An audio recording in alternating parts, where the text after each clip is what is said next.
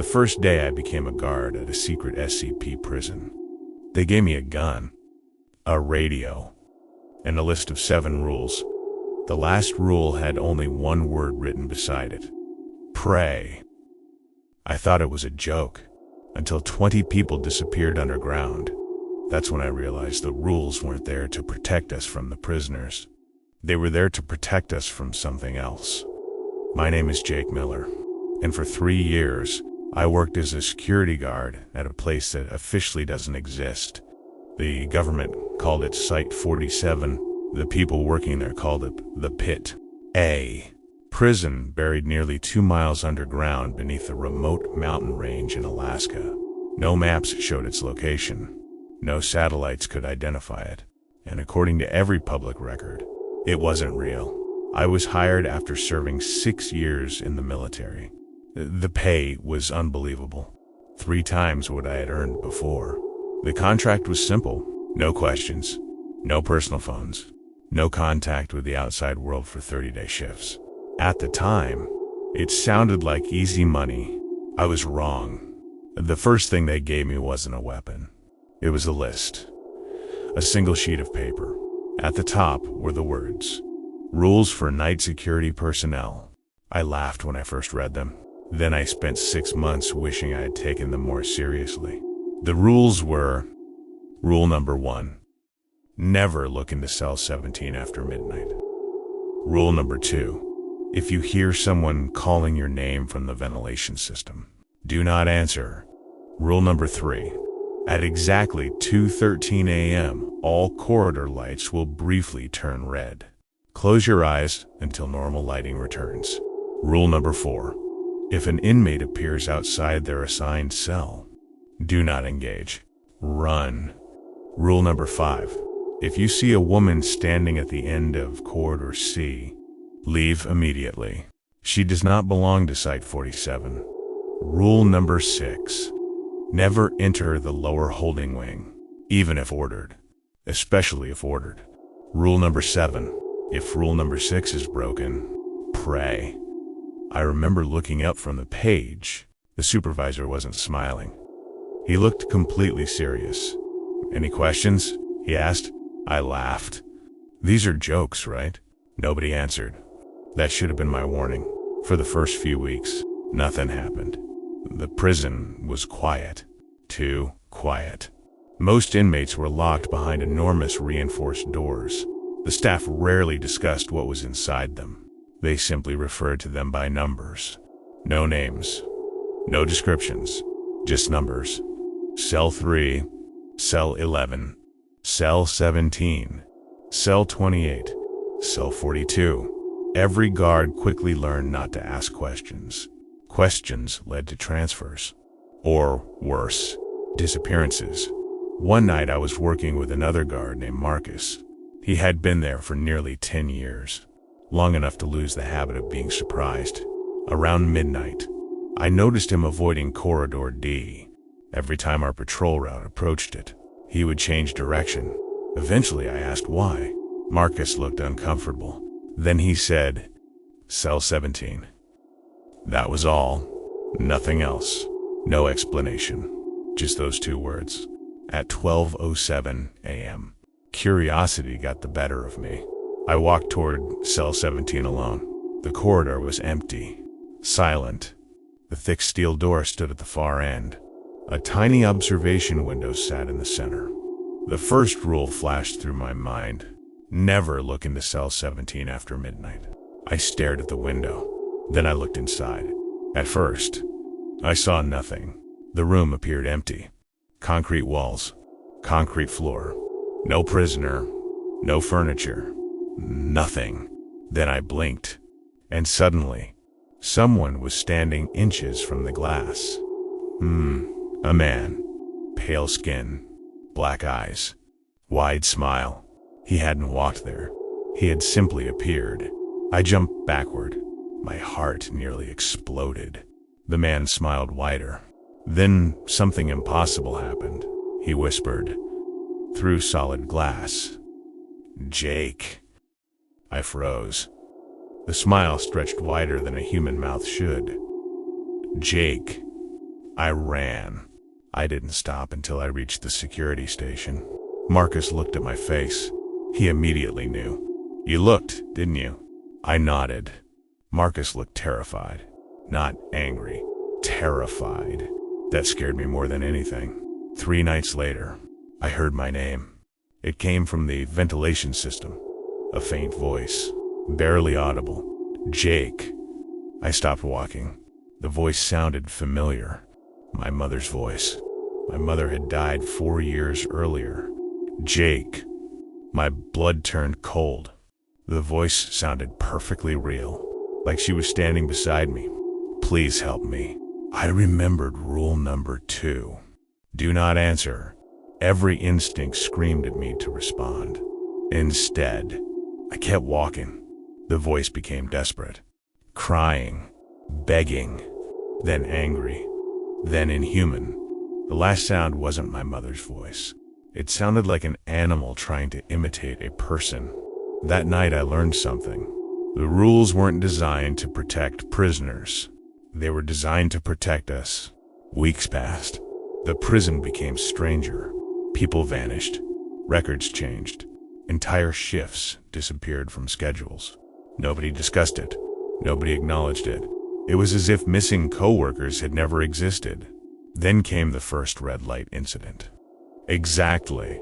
Every light in the corridor suddenly turned crimson. The entire facility glowed blood red. I remembered rule number 3. Close your eyes. I shut them immediately. The hallway became silent. Then I heard footsteps. Hundreds of footsteps. Moving all around me. Breathing. Whispering. Something brushed against my shoulder. Something else stood inches from my face.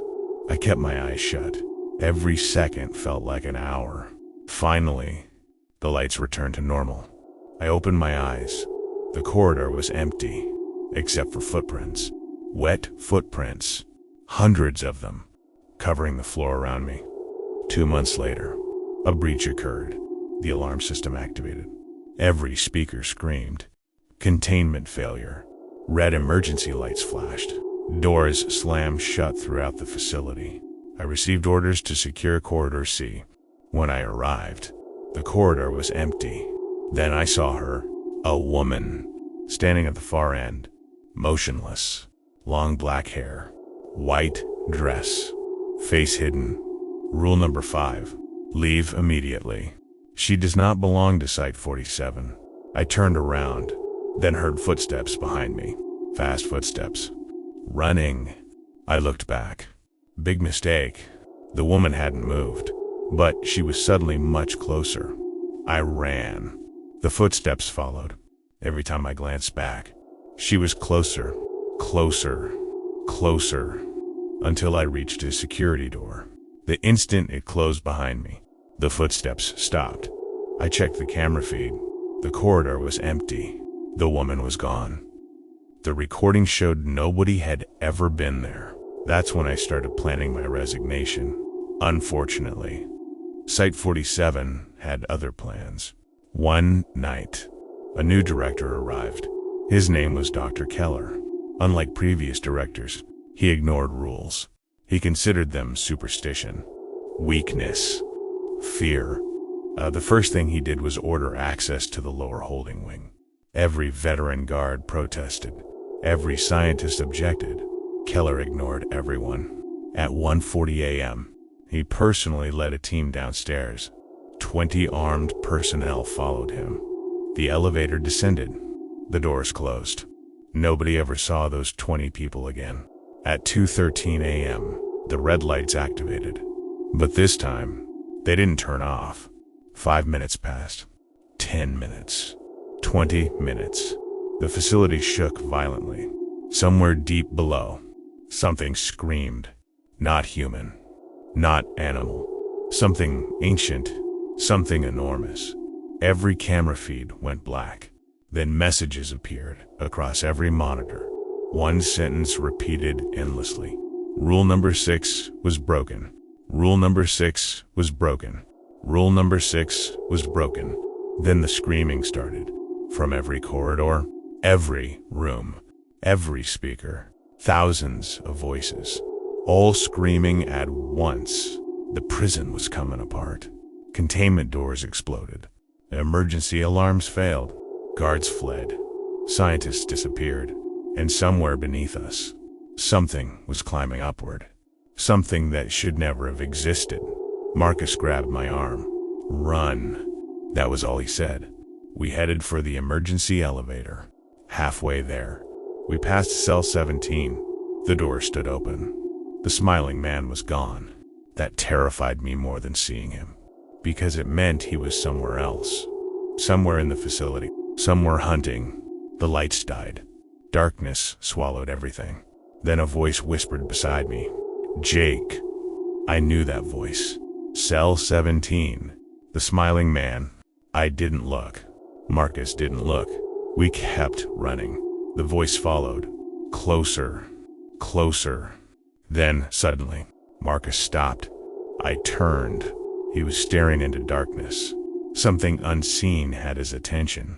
His eyes widened. Then his body simply collapsed, like a puppet with cut strings. Gone. Dead. No wound. No blood. Nothing. Just dead. I reached the elevator alone. The doors opened. Inside stood the woman from Corridor C, waiting, motionless, her face still hidden. For a moment, neither of us moved. Then she slowly raised one hand, pointing behind me. I turned and saw it. The thing from the lower holding wing, tall enough to scrape the ceiling, covered in eyes. Thousands of eyes. Every eye staring directly at me. The creature smiled, just like the prisoner from cell 17. That's when I realized the horrifying truth. The prisoners weren't being contained from escaping. They were being contained from each other. The woman suddenly shoved me into the elevator. The door slammed shut. The creature lunged. Its claws hit the closing doors. Metal bent inward. The elevator shot upward, faster and faster. The last thing I saw was thousands of eyes watching me disappear. I survived. Officially. At least that's what they told me. The government declared Site 47 destroyed in a containment accident. Every employee record vanished. Every witness disappeared. Every trace erased. Including Marcus. Including Dr. Keller. Including everyone. Except me. 5 years have passed. I live alone now. Far away from Alaska. Far away from mountains.